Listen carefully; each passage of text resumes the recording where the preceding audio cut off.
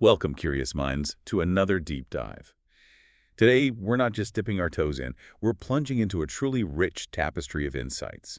Our sources, they range from ancient Buddhist teachings and practical daily steps, all the way to the incredible, often unsung heroes who preserve and spread this wisdom across generations. Indeed, our mission today is really to extract the most profound nuggets of knowledge.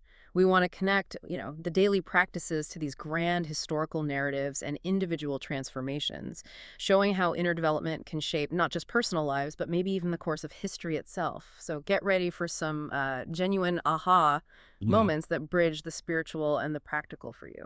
Okay, building on that idea of personal transformation, let's unpack some core mottos first. They really set the tone. Our sources start with this powerful idea: even in the darkest of times, there is a right to attain Dharma. That's quite a statement of hope, isn't it? It suggests Dharma, the teaching, the law, it's always there, accessible. Absolutely. And this path immediately becomes deeply personal. The teachings introduce this concept of fields of merit, basically sources where good deeds bear fruit. You have external ones like the Mahatmakaya Setya, this massive stupa, a field of merit for the world, or the Mahachudamani for heaven, or even a monk at home for the family. But the really profound bit, the insight, is that the Buddha within is the ultimate field of merit for us. The Buddha within. Right. So it's not just about collecting good karma points externally. It's about activating this internal spiritual resource. It makes the whole thing incredibly personal, accessible, shifting the focus inward. Okay, now let's turn to a concept that really challenges our usual sort of individualistic view. When we are enlightened, the world is also enlightened. Can you unpack that for us? What's the implication there for our daily lives? How does my inner state connect to the whole world? Well, the insight is pretty radical, actually. It's saying our individual inner state isn't isolated. It's not just about my peace, my enlightenment. It's just we're contributing to a collective atmosphere.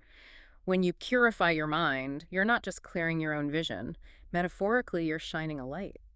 And that subtly impacts the vibe around you, interactions, maybe even larger societal things. It's a call to, well, profound personal responsibility, recognizing we're all deeply interconnected. So personal transformation becomes a kind of social act. A social act. Interesting. So how does one actually do this? Cultivate this inner light. Our sources offer some incredibly practical homework. Daily practices like sharing merit with others, recording your meditation results, and this vivid description: sleeping and waking in the ocean of merit. Imagine that. Yeah, starting and ending your day just immersed in positivity. And that immersion continues through the day. The practice is to constantly feel self in Buddha image in self, self is Buddha image is self. Okay. It's a method of profound identification, deep connection. Constant identification. And there's even a recommendation for a 1-minute pause every hour, just to still the mind at the body's seventh base. Described as 2 finger widths above the navel, it's seen as the body's natural energy center, a gateway to inner stillness. So, for someone just trying to navigate a busy day, what does this all mean? These aren't just abstract rituals, right? They're tools. For sustained well-being, a positive outlook.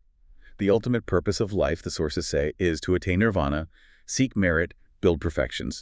And nirvana, it's found within ourselves, starting at that 7th base, 2 finger widths above the navel, by stilling the mind. So it's an internal journey to peace, not somewhere else you go. Right, which raises that important question: who can actually do this, undertake this journey? And the answer from the sources is stark. Simple. Not dead people, not mad people, only people who do it. Only people who do it. Yeah. It's not just about personal agency. It's a direct challenge. It emphasizes that capacity isn't just inherent, it's developed through consistent, active effort. Kind of strips away excuses, puts the power squarely in your hands. Okay, moving beyond those core daily practices, our sources dive deep into this framework for a good life. The 38 Blessings of Life, or Monkle 38, sounds like a real user manual for flourishing. How does it cover so much ground, from basic stuff to the really profound? Well, what's fascinating about these blessings, this is the practical guide, is their range. We actually hear examples in the sources recited by children from around the world, which is delightful. They include fundamental advice like, associating with the wise, not associating with fools. Pretty straightforward. Then it progresses to things like having blameless actions, cultivating patience, showing gratitude, and ultimately attaining nirvana. So they build on each other. Exactly. They create this holistic path. And alongside this, you have the Dasabarami, the 10 perfections, qualities like generosity, morality, wisdom, loving kindness, presented as the path to ultimate happiness, developing into a fully enlightened being. And these frameworks, they highlight a key distinction in Buddhist thought, don't they? Yeah. How does this path differ fundamentally from, say, other belief systems? Yeah, stepping back for the bigger picture, Buddhist teachings really emphasize self-development, purifying oneself from defilements, greed, anger, delusion through one's own efforts. These defilements, the sources of suffering, they're seen as internal obstacles.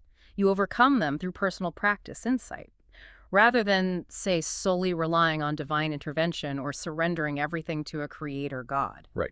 Personal responsibility again. Exactly. And the source uses these vivid analogies to hammer it home. It says something like, you wouldn't expect someone else taking your medicine to make you better, Okay. or borrowing breath to sustain your life, or someone else bathing to make you clean. It's the same here. The effort must be your own. Those analogies are incredibly vivid. Taking medicine or bathing for someone else Wow. really drives home that self-reliance aspect. Yeah. But does this teaching acknowledge community or Mhm. teachers? Or is it purely solitary? That's a crucial point. Good question. While the ultimate effort is individual, the path is rarely meant to be solitary. The teachings themselves, the community, the sunlight, the guidance of enlightened teachers, they're all invaluable. In fact, associating with the wise is one of those 38 blessings we just mentioned. Right, of course. So it's not about isolation at all. It's about individual responsibility within a supportive framework. Ultimately, what's the takeaway for you, the listener? It means, as the source puts it, all beliefs teach people to be good, but not in the same way. It really highlights that personal responsibility, that unique framework for the journey. The goal might be goodness, but the method here demands active, self-directed work. Okay, so from these internal maps for flourishing, let's broaden the lens now to an epic story of collective effort, perseverance, reclaiming cultural heritage. Our sources detail this historical struggle, the restoration of Bodh Gaya, one of Buddhism's holiest sites. Yeah, let's set the scene. Bodh Gaya. This is the very place Prince Siddhartha attained enlightenment. It's home to the Mahabodhi temple now. But for centuries, after Buddhism declined in Indian invasions, the site fell into ruin. It came under the possession of a Hindu sect, the Mahants. They claimed a land grant from a Mughal emperor. And the site was just neglected, even buried under dirt for maybe 300 years, little access for Buddhists. Wow, buried. And the sources show this fascinating connection to its revival. This is where Anagarika Dharmapala enters the story, Sri Lanka. He visited in 1891. And he was just so deeply moved by the state of it, the desecration, broken Buddhist statues, no access for pilgrims. He made this solemn vow, reclaim Bodh Gaya for the global Buddhist community, real singular dedication. And his mission sparked a long, often violent conflict. It wasn't easy. The Mahants refused to sell land, refused to give up control. So in response, Dharmapala founded the Mahabodhi Society in 1892. And the sources talk about physical violence against monks, pilgrims being banned. There's even an account of a Buddha statue being thrown out of the temple by the Mahants' followers when they tried to place it inside. It was a really volatile struggle for control, for dignity. But his efforts weren't wasted. The Mahabodhi Journal, that was ingenious. Apparently the first Buddhist magazine in the world, launched in 1892.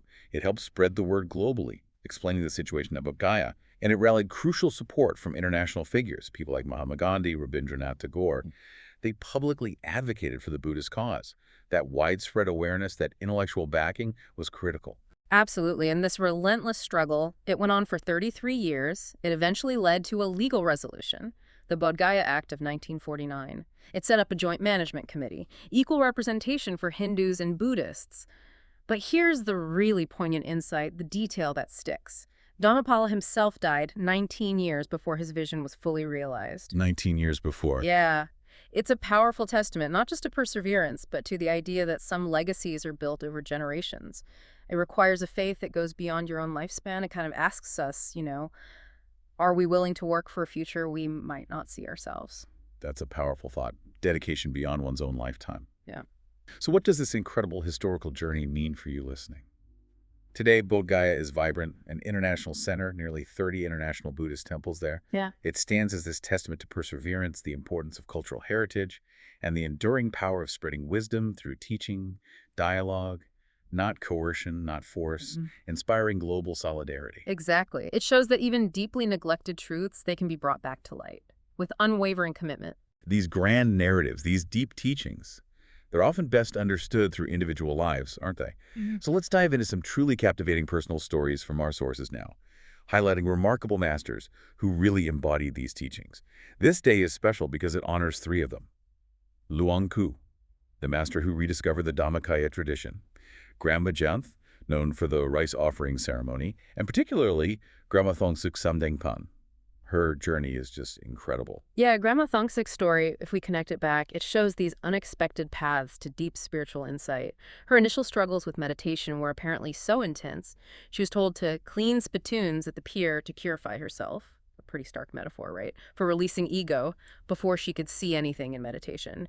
Yet she found enlightenment effortlessly. Not through forcing it, but when she relaxed. When she relaxed. Yeah, the sources describe her just walking across a bridge, silently chanting, Sama Arahang, and then the inner Buddha appeared. The insight there is crucial, I think. Sometimes the biggest breakthroughs aren't from striving harder, they come from surrender, from finding that ease where the inner vision can just emerge. Apparently, she was so afraid of losing it, she walked really slowly afterwards, just guarding it. That's a fantastic point. Profound purification from unexpected humility, surrender. And this deep dive reveals how Luang Pu, seeing her dedication and the challenges of spreading the Dharma, he used this curious analogy. He said he'd been sending chickens, monks, to spread the Dharma, but they often got distracted. Right, chickens. Yeah. So he considered sending ducks, laywomen, Yeah. like Thongsuk. He felt they were more amenable, more steadfast in their mission. So the ducks were the reliable ones. That's quite a pragmatic, maybe slightly humorous take. It really is. It speaks to recognizing diverse strengths, adapting methods, and Grandma Thongsuk's methods were definitely unique. She was sent to these dangerous regions known for black magic. She didn't just give formal sermons. She drew people in by offering case studies of the dead, apparently accurately telling people where their deceased relatives were now. Wow. Yeah, that instantly built trust. It drew people to learn Dharma, even provide for the temple. We also hear how her wisdom helped others, like gently dissuading a young man trying to use a love potion on her assistant, drawing on her own past experiences. Her practical, compassionate approach just resonated with people differently than formal sermons might have. Okay, let's zoom in on one really striking detail from her story. One night, her assistant, Nai Tian, was meditating alone in a graveyard, surrounded by the terrifying wails of ghosts. Intense stuff, with no other option. In her intense fear, she found the only way to escape. By diving into this tiny needle-sized opening at the center of her body. And in that moment, Nai Tian attained the inner Buddha. That's an incredible image. Finding peace in the terror? What does that tell us about inner sanctuary? That's a powerful point, isn't it? The idea that intense fear can be the catalyst, literally forcing you inwards to find that needle-sized opening. It suggests our deepest challenges can actually be gateways. It's a testament to the idea that the inner sanctuary is always there, always present. Even when external circumstances are at their absolute worst, most terrifying. Makes you wonder, right? How often do we shy away from discomfort and unknowingly avoid a profound opportunity for discovery? And even in her final days, Grandma Thongsuk, dying of cancer, her faculties were still active. She possessed divine ear, hearing yaks, ghosts from far away, complaining about being hungry because their food offerings were late. It's almost comical, yeah. These ghosts needing their spiritual delivery service. Right. But it also highlights her unwavering compassion, doesn't it? Even in extremis. Her life ended peacefully. Attaining nirvana while lying on her student's lap, it just demonstrates that ultimate peace found through dedicated practice, through service. These stories, they're such a powerful reminder. Profound spiritual transformation isn't just for ancient sages in caves. It's accessible through dedicated practice, and it can manifest in the most incredible ways in ordinary lives, often when you least expect it. So we've journeyed through ancient wisdom, practical daily steps, huge historical struggles, and these truly inspiring personal triumphs today, seeing how these timeless teachings can shape lives and shape history. We really have. We've seen how the pursuit of inner peace, cultivating virtues, it's universal, and how individuals, through just unwavering effort, can create ripples of change that span centuries, even beyond their own lifetimes, as we saw with Dharmapala. Remember, as our sources say, Dhammakaya is the Buddha within you that you can reach by stilling your mind. So after exploring these deep dives into inner potential historical legacies, what hidden truths or inner potentials are you yet to uncover in your own life? And maybe, what steps will you take to explore them? The path, it seems, is always open for personal discovery, and perhaps the greatest legacy you can build is simply the light you cultivate within.